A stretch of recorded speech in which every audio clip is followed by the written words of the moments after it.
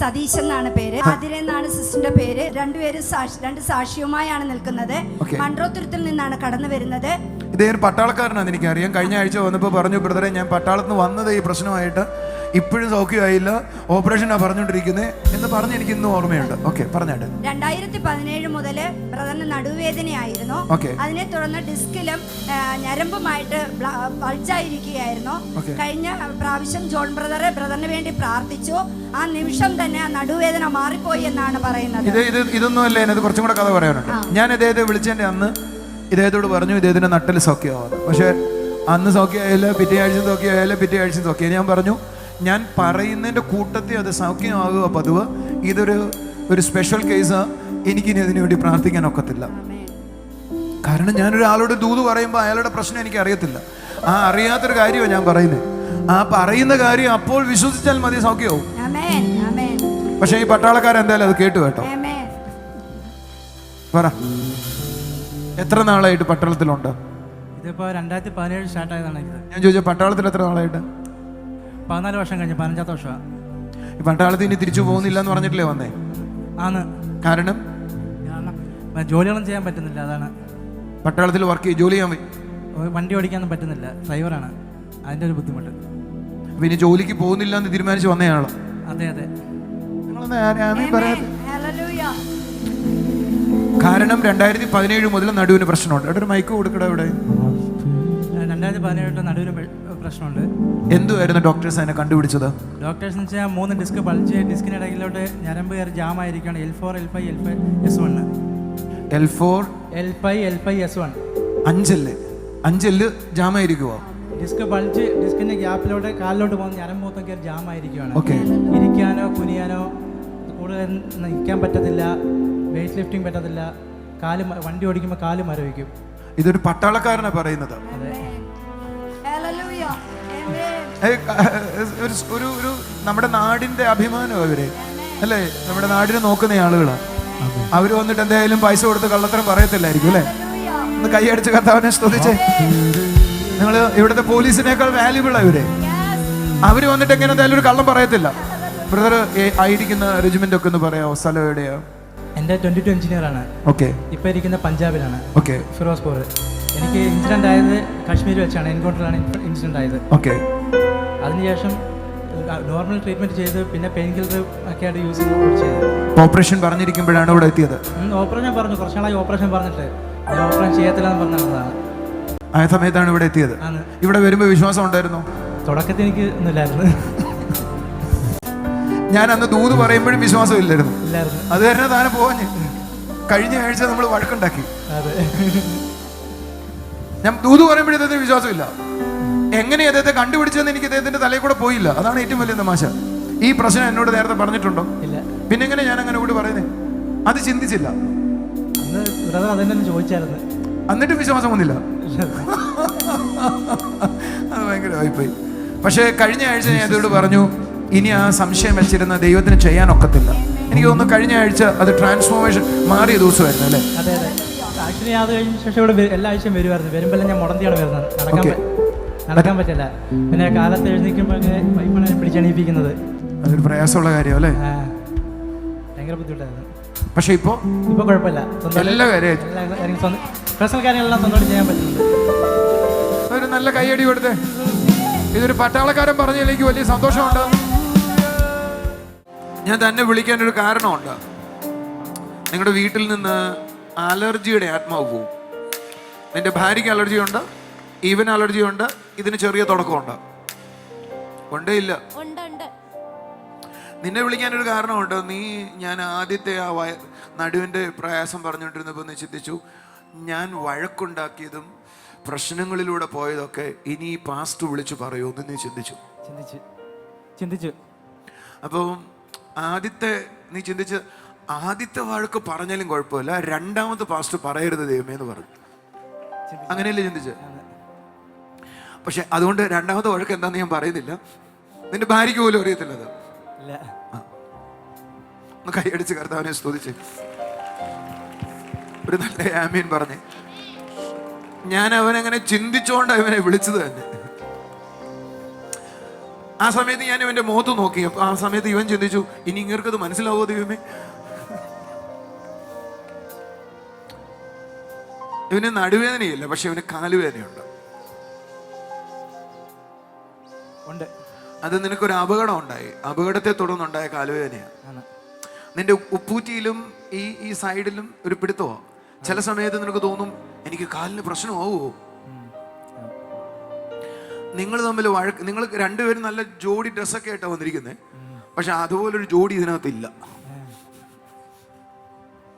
എനിക്ക് ഇങ്ങനെ ഡ്രസ്സ് ചെയ്യുന്ന ഇഷ്ടമാണ്, കാരണം ഞാനും സോളിയും ഒരേപോലെ ഡ്രസ്സ് ചെയ്തിട്ട് സാധാരണ എവിടെയെങ്കിലും പുറത്തു പോകത്തുള്ളൂ.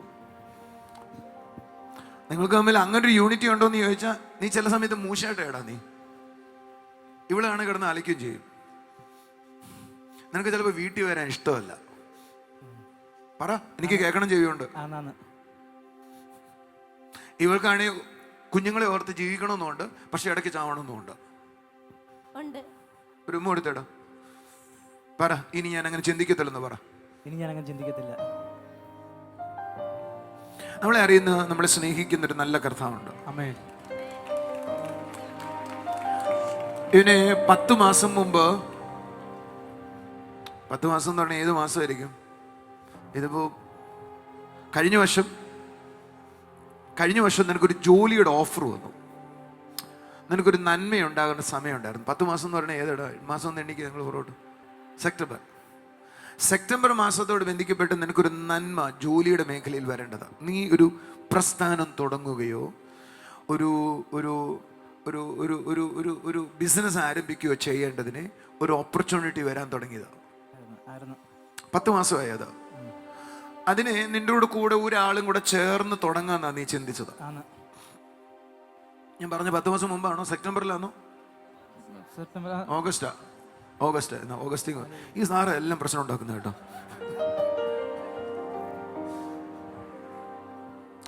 എന്നാൽ നീ പ്രതീക്ഷിച്ച പോലെ കാര്യം നടന്നില്ല. ആ ആള് കുറച്ച് പൈസ ഇടാവുന്നു, ആ സാമ്പത്തികമായ കാര്യങ്ങളിലേക്ക് മുന്നോട്ട് വരാവുന്നു, നീ അതിന്റെ കൂടെ വർക്ക് ചെയ്യാവുന്നു അന്ന് നീ തീരുമാനിച്ചു വെച്ചിരുന്നേ ആണോ? പക്ഷേ അത് നടന്നില്ല.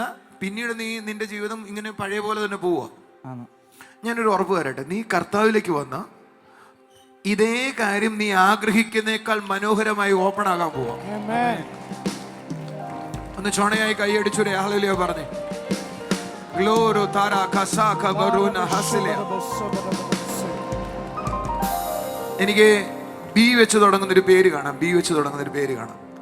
ആ വ്യക്തിയോടുള്ള ബന്ധത്തിൽ നിനക്കൊരു നന്മ ഓടി വരും നിന്റെ വീട്ടിലേക്ക്. നിനക്ക് ഒരു തൊഴിലല്ല അറിയാവുന്ന, 2 തൊഴിലറിയാം. എന്നാൽ ഇപ്പൊ നീ വർക്ക് ചെയ്യുന്ന ഒരു തൊഴിലില്ല. അത് എനിക്ക് എന്താന്ന് മനസ്സിലായില്ല, പക്ഷേ 2 തൊഴിലറിയാന്ന് എനിക്ക് മനസ്സിലായി. എന്നാൽ പരിശുദ്ധാത്മാവ് ചില നന്മകളുടെ വഴികളെ ദൈവം നിനക്ക് തുറക്കാൻ പോകും.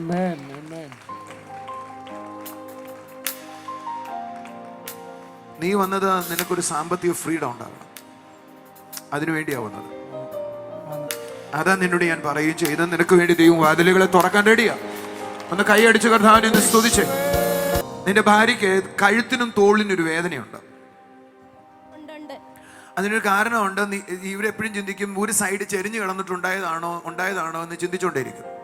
ഇയാൾക്ക് വിറക് എടുക്കാനോ ഒരു സാധനം എടുക്കാനോ ആ കൈ കൊണ്ട് പ്രയാസമാണ്. മരവിപ്പ് വരും അവിടെ, ഭയങ്കര വേദനയാ ആ ഭാഗത്ത് വേദനയാ.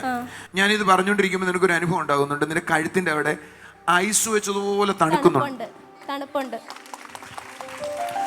അത് കർത്താവ് നിന്നെ തൊടുക, യേശു നിന്നെ സൗഖ്യമാക്കുക. ഇപ്പോ കൈ അടിച്ചൊരു ആമേൻ പറഞ്ഞേ. ഞാൻ 2 ദൂതുകൾ പറയാം. ഒന്ന്, നിനക്കൊരു പ്രസ്ഥാനം ഉണ്ടാവും.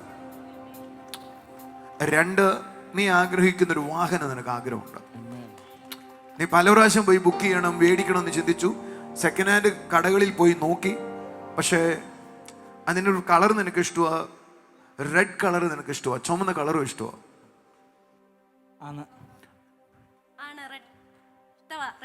ചുവപ്പ് കളർ മേടിക്കണം എന്നായി പറയുന്നേ. ചുവപ്പ് കളർ ഒരു കാർ നിനക്ക് തരും. നീ ചോദിച്ചത് ദൈവം തരും. കാരണം ഇവന്റെ വീട്ടിലേക്ക് ഒരു ചുമന്ന വാഹനം കയറി വരും, നിന്നെ കാണിക്കുക കർത്താവ്. നീ യേശുവിനെ ആരാധിച്ചാൽ നിന്റെ സ്ഥിതികളെ മാറ്റും. യേശുവിനെ ആരാധിച്ച സ്ഥിതികളെ മാറ്റും. നീ വീട്ടിൽ നിന്ന് ഇറങ്ങാൻ നേരത്ത് നിന്നോട് പറഞ്ഞയാള് നിന്റെ ഈ വീട്ടിലെ കാര്യം പ്രാർത്ഥിക്കാൻ ഇങ്ങനെ പ്രാർത്ഥനയ്ക്ക് വന്ന ദൈവം വിടുവിക്കുന്നു പറഞ്ഞപ്പോ ആദ്യ ദിവസം നീ ഒന്നും പറഞ്ഞില്ല. പക്ഷെ വരാൻ നേരത്ത് നീ ഇങ്ങനെ ചിന്തിച്ചു, പ്രാർത്ഥനയ്ക്ക് പോയാൽ ഇങ്ങനെയൊക്കെ സംഭവിക്കുമോ, ഇതൊക്കെ നടക്കുവോ, എന്തായാലും ഈ ശല്യം കൂടെ ഒഴിവാക്കാം. നീ അങ്ങനെയായിരുന്നു വന്നത്.